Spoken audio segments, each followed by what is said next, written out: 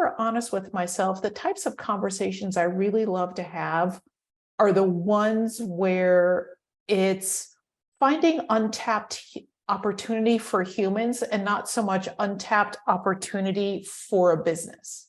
Who are the types of humans that I want to find untapped opportunity for? And when I would have this conversation with myself over and over and over again, I realized how many people out there, regardless of size of company, their own or anyone else's, how many people out there have been told the hardest person ever to manage? How many people out there have been called too loud, too much, too bold, too brash, bull in a china shop, brilliant jerk, sometimes so misunderstood that they're called toxic, sometimes being called words, which I won't use here, but like the equivalent of a donkey's rear. So like, these are the people that are so talented and so misunderstood. And I know how painful it is to be that person. Welcome to the EQ Gangster podcast, where you will learn practical tools to grow your mental and emotional health and intelligence to be the best version of yourself, both at work and at home. It is real, raw, and transformational. The journey of emotional growth isn't easy, but it's worth it. I believe in you. EQ Gangsters, what is going on? It is great to see you all today, or you hopefully get, on the podcast, folks, whether you do a podcast. I've got an amazing guest. She is the bee's knees, the real deal Holyfield, the cat's pajamas. You guys are going to dig her like a shovel, y'all. I have got Parissa Behnia today, and she is an author of the book Modern Badass. Now, let me share her bio with you. It is amazing. So she advises C-suite and senior leaders who are high will, high skill, and have a growth mindset. They're badasses who go 80 miles an hour in the 45 mile an hour zone, but don't always check to see if their team is strapped in and ready for the ride. These leaders are high value to a company, but their edges may start to diminish their value. Sometimes they can ruffle feathers. These days, leadership is full of complexities, whether navigating from an audacious goal or trying to avoid that iceberg that's up ahead. In either case, Parissa's clients choose her because she's either sat in those seats or next to them often enough to know how it can feel to be alone in a crowded leadership room. She's unafraid to speak the truth to power, with power, to help propel them forward. One of Parissa's favorite things to do is to stand in front of a whiteboard, real or pretend, to help clients imagine what the world could look like and then propel them as they navigate to that vision of success. And I would add in there, not just what the world could look like, but what I've already had a conversation with her before. She helps leaders kind of show leaders what the world can look like with their specific unique gifts and talents, which I think is a really powerful nuance to what she does and when her gift and superpower to the world. So the work she does enables clients to put together pieces of the puzzle to create the aha moment that ignites them to action. She leans into the discomfort of the unknown, which I love, totally dig that like a backhoe, and invites her clients to embrace all of their talents, even the ones they don't even recognize or fully value, to create their own path to success. Parissa is the author of the Modern Badass, Tales from the Leadership Front, which she also calls a love letter, which I also love that nuance as well. She has taught entrepreneurship seminars, is a frequent speaker on strategy, leadership, and entrepreneurship. She holds a BA from Northwestern University and an MBA from NYU's Stern School of Business. What is going on? That is incredible. You are amazing.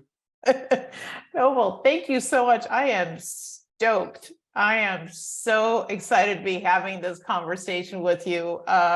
When you and I first met, whatever it was a little while ago, we got along like white on rice, and I'm like, I am ready for whatever adventure he's going to invite me on. I don't need to ask too many questions or any questions.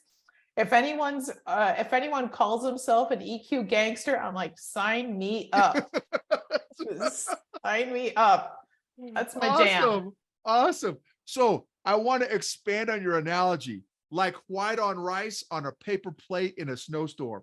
That's exactly right. That's exactly right. Yeah, I think that's about right. Okay, so tell us, like in your world, and I love your gifting, this superpower, this unique gifting, Mm, because I have thought, as we talked about earlier when we first met, I think there are so many badasses out there yeah. that don't even realize it. They don't even realize, they think, oh man, I'm just, maybe I don't have that much value, or maybe I do, but I don't know how to use it. So I'm just going to continue along my regular path to mediocrity. So how do you define, oh, I've got so many questions. How do you define what a modern badass is? That's a really, really great question. I so appreciate you asking it. So, in my self-styled field of modern badass anthropology, I have identified 14 traits of modern badasses, and I won't go through all of them. I'll give you like a smattering of them. One of them you shared in my bio, which is they go 80 miles an hour in a 45-mile-an-hour zone without checking to see if people are strapped in for the ride. This is about being so excited for what possibility looks like that you are zooming on ahead and you kind of believe that people are just going to join you. So you're not reading the room, and you're still doing this in service of what could be, and you're excited about it. So that's one example. Another example of modern badassery is there's no crying in baseball. So that was a great line from A League of Their Own, and really speaks to having a growth mindset. Badasses are not afraid to fail. And the reason why they're not afraid to fail is because it's an added data point for how they could do better. So they're very much in the long game and not a series of short performances, marathon as opposed to a sprint. So yes, disappointments do happen when you have a setback, and you know that setbacks are always in service of what might be next. So that's the second trait that I particularly love about badasses. Another thing I love about badasses is intuition. Their spidey sense is off the charts. So yes, naturally talented in a bunch of different ways. They may be brilliant engineers. They may be brilliant wordsmiths. They may be brilliant artists of any sort.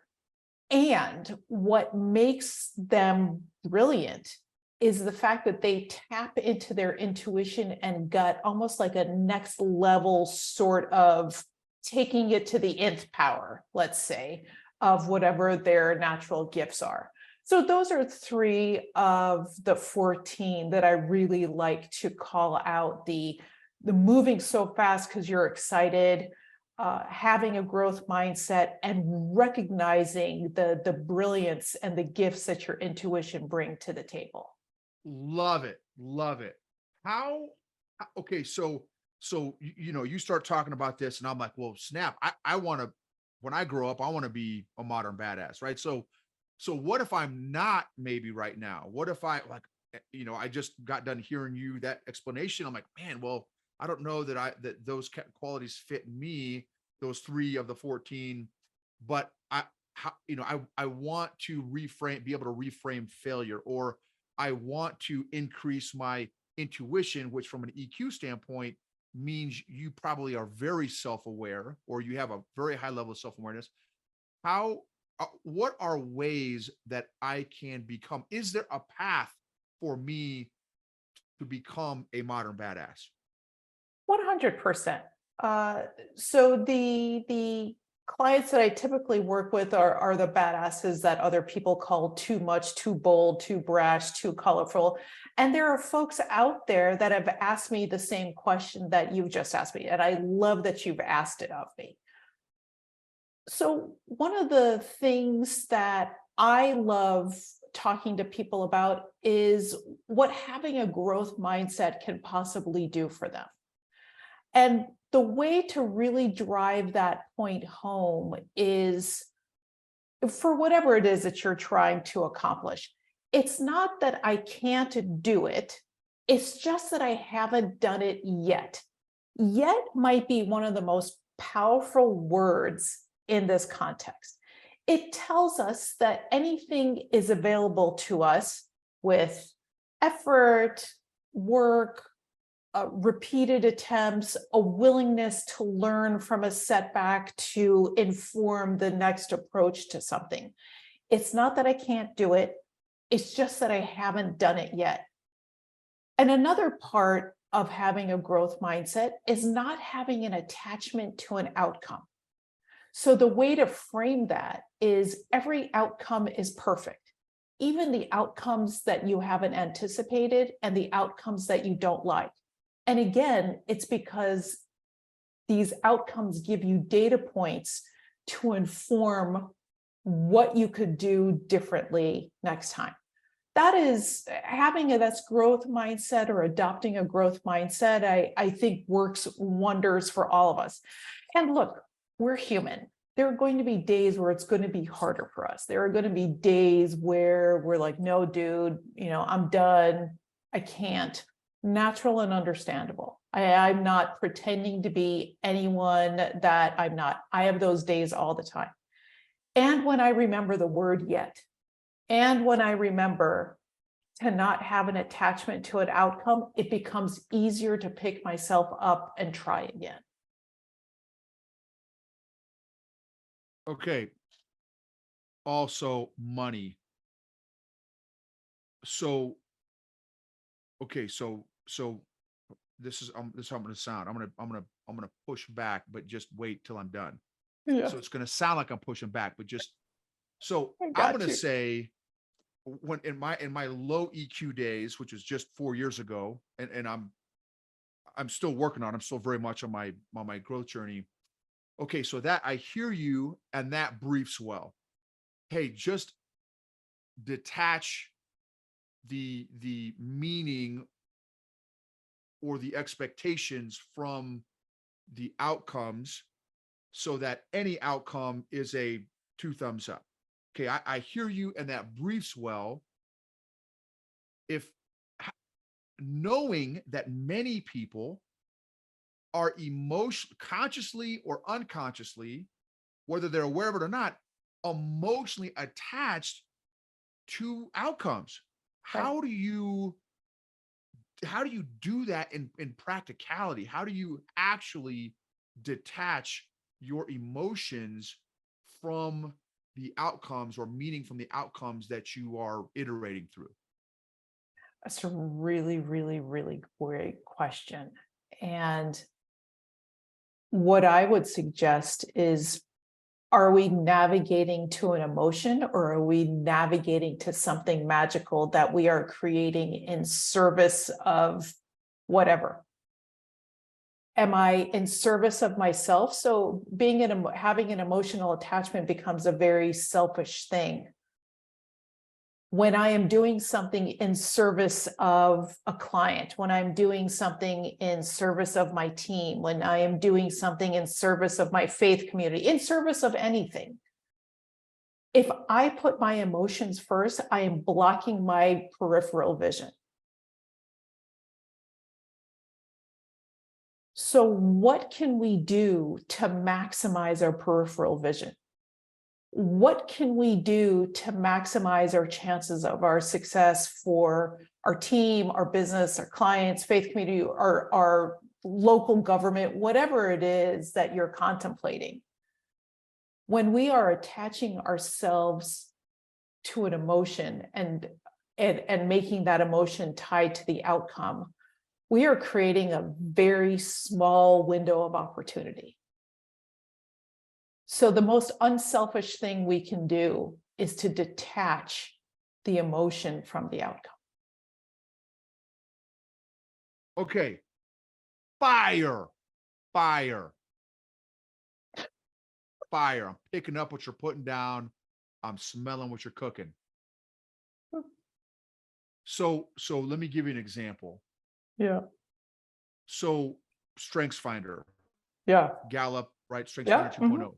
One of those strengths is achiever. And a lot of high achievers have that mhm. as a superpower, right? Oh, It's yeah. whether they've Oh, learned it as a oh my coping gosh, yeah. mechanism, Mhm. right? Some have Yeah, learned it as a coping mechanism, or some of it have come by it honestly, yeah. because a lot of high achievers Mhm. are high achievers from a place of emotional dysfunction also. Yeah. Again, being in the EQ space, a lot of so let me give you an example. Now, so my wife, she I think has come by it honestly. Not that she hasn't had emotional dysfunction that she had to work through. She does. She's had to work through stuff, but her achiever strength has not come from one of those emotional dysfunctional places. She is just she wakes up almost from the time her eyes pop open, she almost already feels behind. Mm, Like mhm, already, like, oh mm, man, like I've got to accomplish these 87 things mhm, today. mhm. And so she just launched this membership. Wow. And she teaches critical thinking. Mm, She's got a podcast and stuff, and so that's one of her big things. So she just launched this membership for her critical thinking podcast called Filter It Through a Brain Cell is her podcast. And she in her head, and this is I'm just giving you one little example. As an achiever, she does this with everything. I'm just mhm. giving you one example. So she Sure. launches this membership, and she got X number of signups Mhm. when she expected Y level of signups. Sure, sure. And inevitably it's always her her expectation is always higher Right. than what actually happens. Mhm, mhm. 9 times out of 9.5. And I feel like that would be a common trait among Yes, modern badasses. 100%. So I hear you, and I love that perspective. I'm gonna have to chew on that a while. Hey, we shouldn't attach our emotions because I love that peripheral vision. It narrows our, which I agree. I agree to everything that you said. Yeah, yeah. But how do you help that high achiever to manage those expectations of their high achieving? Yeah, so one of the things that's true about badasses is that they have a negative highlight reel that's on constant repeat in their mind. And so an example of a negative highlight reel is what you just offered up well, I wanted to have, let's say, 10 people in this community or I wanted to have 20 people in this community and only 10 signed up, for example. And so we take this as a personal failure, and it's something that's hard for us to let go of. And hey, I have things on my negative highlight reel from high school. So it's not like I'm talking about badasses like we're in a science lab. This is my lived experience, right? I don't have a conversation with them that doesn't come from a place of empathy.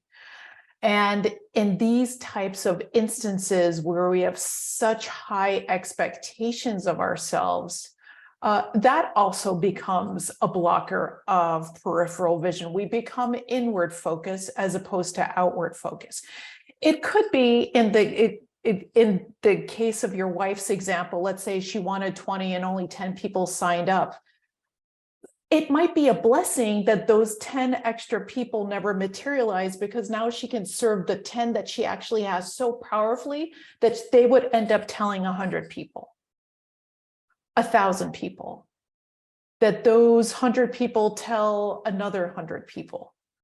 And so I want to look at this from a place of yes and as opposed to no but. The negative highlight reel is a perfect example of no but. It's okay, great. 10 this time, 20 next time. I will figure out how to make up for the delta between what I thought it was going to be and what it actually was. So yeah, natural and understandable. That is there must be something wrong with me because I didn't hit my own targets. I must be failing because I didn't hit my own target, because I didn't hit my own goal. That's something that badasses contemplate all the time.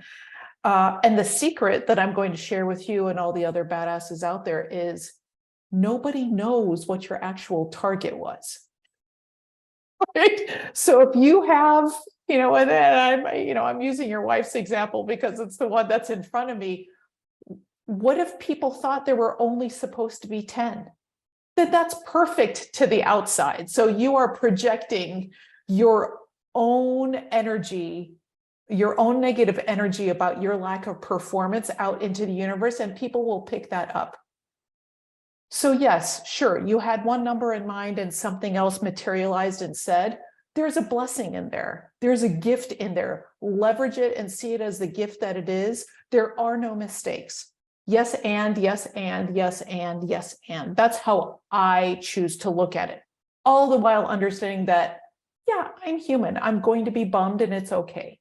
How quickly can I reframe this to, you know what, there's a gift in there. I will figure out what the gift is.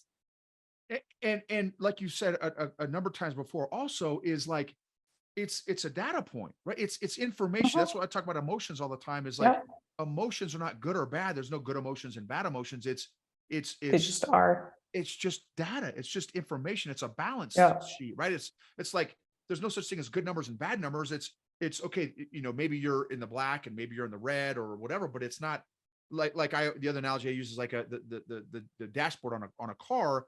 The E, I'm thankful for the E, because if the E wasn't there, I wouldn't know when I'm out of gas and need to go to the gas station. Right? Exactly. So a lot of times with our own selves, when we see an E on our own gas tank, we're like, oh man, I'm down in the dumps. This is bad. Like, no, what's it telling you? What, right? So I love that concept of yes and versus the no, but I think that so often we are raised, whether it's nature, nurture, culture, to err on, well, maybe it's public education sometimes too. I talk about a lot. We homeschool. I was public schooled, and in American education system, right, an F is a bad thing. And like, oh my gosh, you're grounded until you, well, for me, what, one of the reasons we homeschool is because I want to teach my kid how to be an entrepreneur.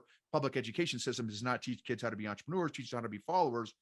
And so our daughter, since the time she was little, in fact, we would do this. I mean, I remember for many, probably a decade, when I called it cuddle ops, bedtime ops. And we'd go cuddle. I'd go cuddle with my daughter, when she was a kid.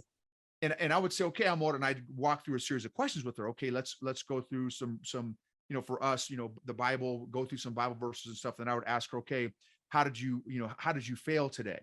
And if she couldn't give me an answer, well, Poppy, I don't remember a time. Okay, well, let's get out of bed and let's go fail at something real quick. And then we're going to figure out what did we learn from those failures? Because as entrepreneurs, I call it professor failure. You can't be an entrepreneur and not look at failure as a good thing, as an instructor. So anyway, I love, it's so powerful. Love it, Parissa, how you kind of explain that. Okay.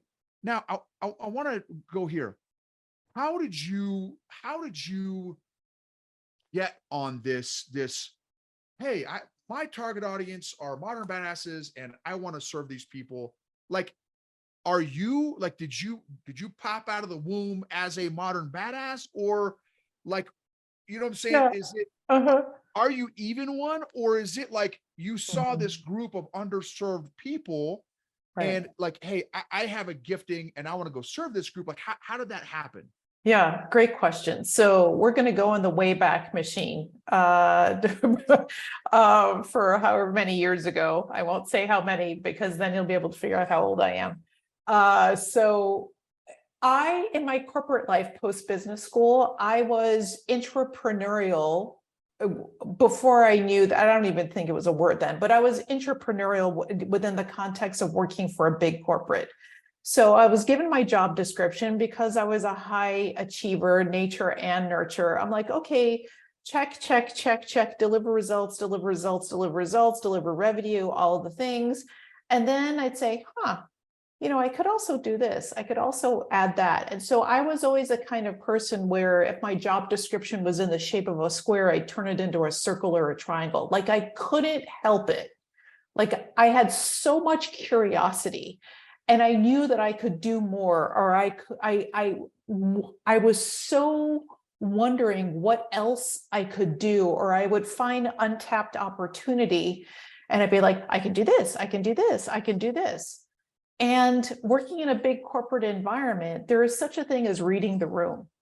It's not that the ideas are unwelcome. It's the timing of the ideas. It's how you deliver an idea. It's how you tie an idea to whatever the stated team goal is, organization goal is, business goal is. And this actually, this how you sell an idea is true regardless of small business or large business.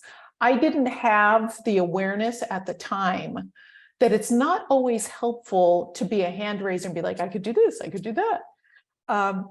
And I would frequently get into trouble. And there was a time where I was told that I was the hardest person ever to manage. And it really was like a dagger to the heart. It was so confusing to me because at the time I was like, but you want me to deliver results and you like it when I deliver results and I'm offering this to you and you're not even a gracious no thank you about it. You're just telling me no. And because I didn't get it, I just kept on doing the same thing over again, like Einstein's definition of insanity. So getting into the same trouble over and over and over again, I would just get so frustrated. I'm like, why can't you see this the way I do? Why can't you see the opportunity the way I do? I swear to you, this will be amazing. It'll be the best thing ever. And it would always fall on deaf ears. So, fast forward to about 5 years ago, I was doing more consulting than I was doing anything else. And I said, if I were honest with myself, the types of conversations I really love to have are the ones where it's finding untapped opportunity for humans and not so much untapped opportunity for a business. And who are the types of humans that I want to find untapped opportunity for? And when I would have this conversation with myself over and over and over again, I realized how many people out there, regardless of size of company, their own or anyone else's, how many people out there have been told the hardest person ever to manage? How many people out there have been called too loud, too much, too bold, too brash, bull in a china shop, brilliant jerk, sometimes so misunderstood that they're called toxic, sometimes being called words, which I won't use here, but like the equivalent of a donkey's rear. So like, these are the people that are so talented and so misunderstood. And I know how painful it is to be that person. So when I picked up books about these people, it's the no a-hole rule. That's one book. Pardon my French. There's a rule about workplace warriors, about toxic leaders. There's so many books out there about toxic people. There's very little out there about the ones that don't wake up in the morning and want to appear toxic or difficult.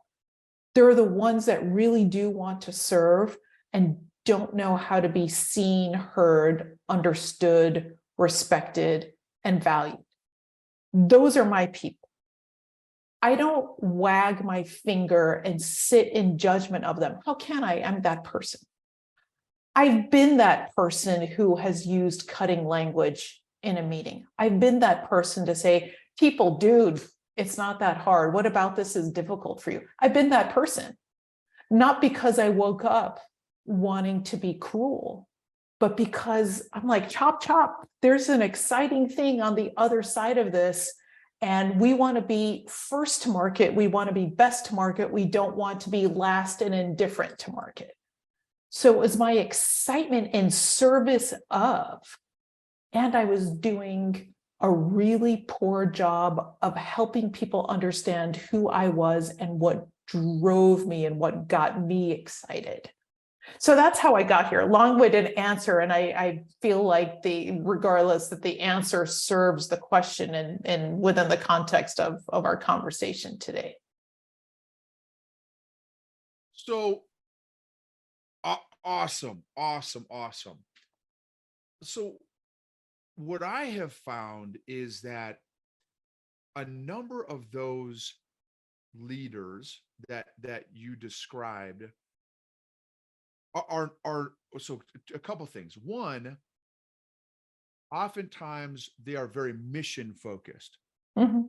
not necessarily people focused, as you've expressed, to be able to be more effective at mission accomplishment for those types of leaders. You have to figure out, that the communication piece, how to get your idea across and not upset the room, which takes self-awareness, self-management, and also social awareness, like you mentioned, and social management skills. And even the ability to get there, and not that those, let's say, brilliant jerks, that was a great juxtaposition, need to become the next Tony Robbins savants at people, Mhm. but just getting their skills up enough where they can communicate those ideas and thoughts that are game changing, are revolutionary, are inspiring, are creative, across, again, without being Mhm. disregarded or discarded, right? Yeah, and I would suggest to you that when someone is able to up level how they communicate, that's a lagging indicator of the work that they're doing. And so the work that I do with my clients is, well, what are your most important values? Why are your values most important to you? How do you show up when you're aligned with your values? How do you show up when there's a situation not aligned with your values? Are you working, if you're working for a business or you're working on your own business, is the strategy aligned with what your values are or what the team values are? Have you asked other people what their values are? Have you found a way to connect with one another based on what would be complementary and not matchy-matchy? So some of that deep asking yourself some what might be uncomfortable questions absolutely comes first. And when we have this shared understanding, not only understanding of self and understanding of other people so that we can meet people where they are, it's the communication stuff that it feels like I'm coaching them on communication, or other, for other people it sounds like it's coaching on communication skills. It's sure, that does happen. It's more of the, how good are you at letting people know who you are? How good are you at being vulnerable? How good are you at not being Superman and being Clark Kent instead? How good are you at stop being Wonder Woman and being Diana Prince instead? Everyone knows that that suit of armor you're trying to wear is just smoke and mirrors. Everyone knows, everyone, and people don't believe you when you appear to be invulnerable all the time. How much more could you accomplish if you were to let people know what your values are, get curious about other people's values, be a hand raiser and say, I don't know, or can you help? What then becomes possible when you allow people in and see a 360-degree view of you as opposed to like a two-dimensional view of you? Okay, so questions is my crack. Okay, don't do drugs, right? Kids, if you're listening, right, don't do drugs. But questions is like absolutely my crack. And you just rattled off some fire questions that for me, the the those questions you just rattle off right after the other, and I love it because it comes from your intellectual curiosity, which is a whole nother thing I hopefully will jump into in a second. Those are not easy answers, Mm-mm. and those answers, so not only are they not easy answers, but the answers require each of those questions and those corresponding answers require a significant amount of work. Mhm. Because I can like, okay, I can answer, right. I'm the executive that you're coaching. Okay, well, here's answer A, B, C, and D. Mhm. Intellectually, I can give you those answers, Mhm. but applying Mhm. A, B, C, and D is months, if not years of work Mhm. to actually be able to apply on a consistent and regular basis. Yeah. Okay, so I'm going to ask a question that I think applies to both the modern badass that may be listening, and Yeah. also to the group that works with maybe Yeah. a modern Great. badass. Love it. How do you develop that intellectual curiosity? Because you said, hey, be curious. For you and me, I have developed that intellectual curiosity for, when I was a teenager, because I saw my dad and I saw he was, the most brilliant guy I've just about ever known. And he would ask me questions as a high school kid that I'm like, he'd say, hey son, so what do you think the meaning of the universe is? I'm like, what? Like I'm trying to figure out Light stuff. how to pass algebra. Like, what are you talking about? Meaning of the universe. Well, what do you think God meant by, right? Mhm. Just mind. And I'm like, man, why is the most brilliant guy I know asking me, this little dumb Mm. high school kid, these questions? But it modeled for me, like, wow, okay, maybe there's something to this concept of like asking questions, right? And I Mhm. saw him, and he would ask everyone these questions, and I'd see their response, like, whoa. And Yeah. so I got to see it in action, and thankfully I've developed it over the last 3 decades, Yeah. 4 Yeah. decades. How someone that is not naturally Yeah. intellectually curious, how do you teach them? How do Yeah. you teach them that?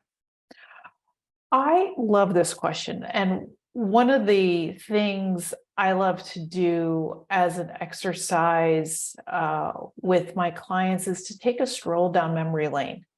In two cases, a stroll down memory lane when a project went pear-shaped or there was a lot of conflict in a project. Like, write down all of the circumstances. Why was it so difficult for this to see the light of day? Whatever the wallet, widget, bunny rabbit, foot, whatever. It doesn't matter. Whatever project you were working on, what made the circumstances of delivery so difficult? Or what made the delivery not as good as anticipated? Do it like a post-mortem, right? And ask yourself what the circumstances were, like the tangible circumstances, and then start getting curious about what the intangible circumstances were. And also get curious about where and how you may have had a feeling in your gut that something just didn't seem right for you. And where and how in your gut you know that was tied to what you know your values to be. So you kind of have to do the values exercises first to, like, who am I, or like what's important to me, and then take that stroll down memory lane. So that'll give you good information. We're like, okay. And let's take a stroll down memory lane when things went like gangbusters, like you were cooking with gas, everything went right, everyone was getting along, there was magic, the birds were singing, bunnies were hopping in the meadow, like angels, all the things. And write down all of the circumstances for that. What felt good? What felt aligned? What are the tangible circumstances that contributed to success? And what do you believe the intangibles were that contribute to success? Compare the two. And then what that does on a go for, and it doesn't have to be perfect. I don't want people to believe that it has to be perfect at the jump. Just have enough. You don't have to have everything. What that does is that in your next situation, in your next meeting, in your next project, in your next whatever, you'll be like, this is starting to look like the time where things didn't go so well. So you know what the leading indicators or the triggers are, let's say, of something not going well. Or no, awesome. This reminds me of the time where things went really well because these circumstances appear to be present. And there's always a way to course correct when it feels like a situation that might end up being pear-shaped. Because guess what? You have now trained yourself to look for it.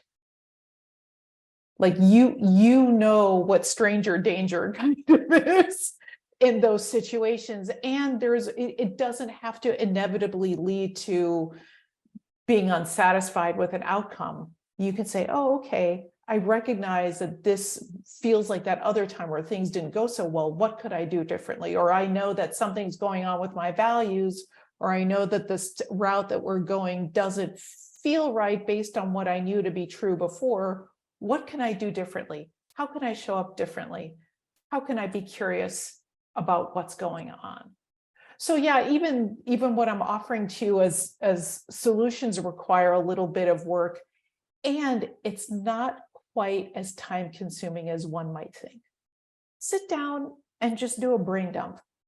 That's all I'm asking of you. It doesn't have to be like a PhD dissertation. Just do a brain dump of what went well and a time where things didn't go well, and notice what the differences are. That's all.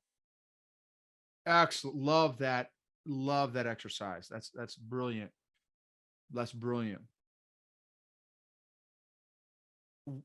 So what environment, and again, I think this is a great question for both the modern badass and the folks that work with them. Yeah. What environment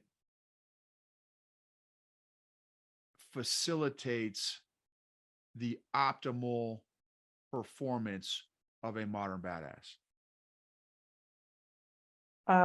This is going to sound like a non-answer answer. Everyone is that choice. The optimal environment for a badass is 100% driven by how well they know themselves, driven by what they know their key values are and why their key values are their values, and using that as like a homing device to find wherever their home is. So a mistake I made earlier in my career was I joined an organization, and the first day on the job, something happened where my gut, my intuition was screaming at me like, this is not your place. These are not your people. Run as far as you can. And at the time, I was sitting there in scarcity. It was 2008. There was a financial crisis. My husband was in the middle of a job hunt. And I said, I can't be irresponsible and listen to my gut. I am going to just pretend like I didn't hear it and feel it. And I did feel sick to my stomach. And sure enough, not even 12 weeks later, they showed me the door. Yeah. And I knew day one, and it's, there are things where I must have contributed to the situation. I'm not trying to pretend like I'm a victim. That's not the purpose of the story. The purpose of telling you the story is I knew in my gut, this was not my home. And we have all been in situations where we walk into a room and we say, something just doesn't seem right. Or if you've been house hunting, renting, buying, whatever, and you walk into a place and you say, no, energetically, there's something that doesn't feel good for me here. Run. Your intuition, your spirit doesn't lie to you. And that does not have to live in contradiction to whatever your faith practices might be. Your intuition can work very nice in complement to whatever your personal faith practices are. Great skinny. Yeah, that was awesome. That was awesome. Okay. I have at least another 323 questions that I would love to ask you. So kind of wrapping up here, Yeah. what are the one or two key points that you want your readers of your book to take away? What's the message, the one or two messages, salient points that you want readers to take away?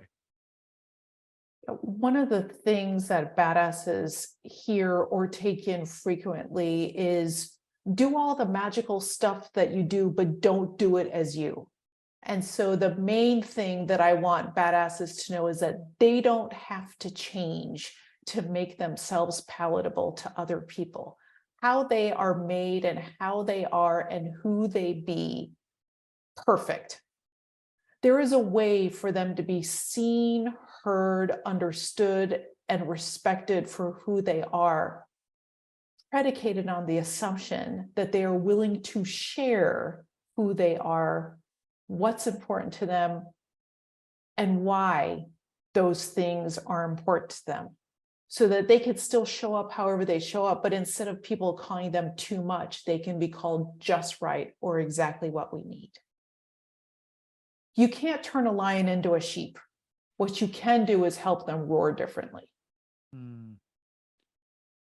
So, okay, so I think that you can, unfortunately, turn a lion into a sheep, and I think another way to look at it would be how to get that lion out of the zoo, right, and back into the wild, so they can be their best.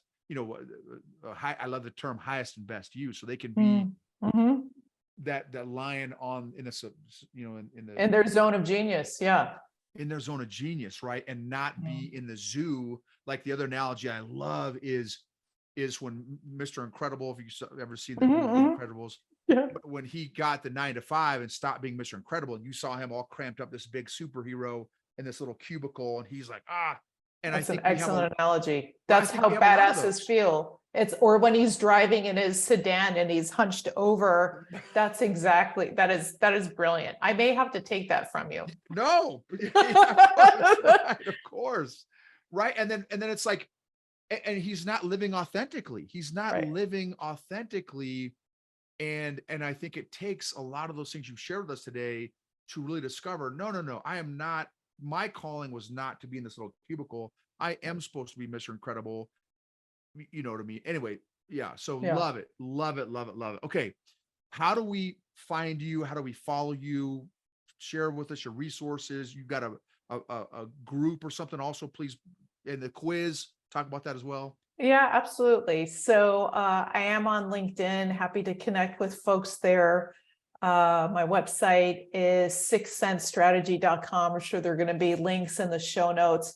One of the things is if you're curious about where you might live on the modern badass curve, I have a quick quiz on my site and just go through, and it's 7 questions, and it will feed a report to you to share with you where you might live on the badass curve and offer you some prompts for thought or further reflection. I'm excited, so excited to share that I am starting a group that I'm calling Inconceivable Influence this September. And it's about up-leveling your influence. So how do we take this raw power that we have as leaders, and how do we hone and deploy that power so that we speak truth to power with power, as opposed to speaking with raw power? Raw power can be off-putting. Raw power can be easily misunderstood. How do we show up in our full badassery without having to change who we are and have other people say, this is exactly the person we need to help us get to that next level? So when we are fully in our influence, can we command a higher salary? Can we command higher fees? Can we sit with authority in a boardroom? Can we lead projects that appear to be impossible, but are actually possible because of your genius? All of those things are available to you once you know how to deploy your inconceivable influence. So I'm really excited about that too. Awesome. And yes, all that will be in the show notes. What's one question that I didn't ask that you wish I had asked? Oh, whew. Such a good question. I'll answer this way. What's one thing I want modern badasses to remember?